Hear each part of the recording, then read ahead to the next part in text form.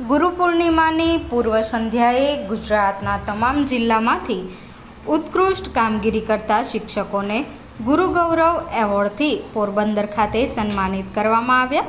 જેમાં છોટાઉદેપુર જિલ્લાના શિક્ષક દંપતીને આ એવોર્ડ પ્રાપ્ત થયો છે.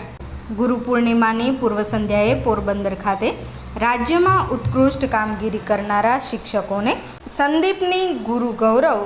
એવોર્ડથી સન્માનિત કરવામાં આવ્યા હતા, જેમાં છોટાઉદેપુર જિલ્લાના છેવાડે આવેલા ગુનાટા ગામના વતની અને છેલ્લા 15 વર્ષથી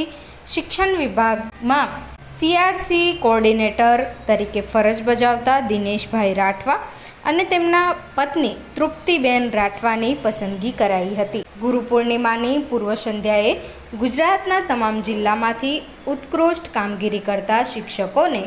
સન્માનિત કરવાનો કાર્યક્રમ યોજાયો હતો, જેમાં સંદીપની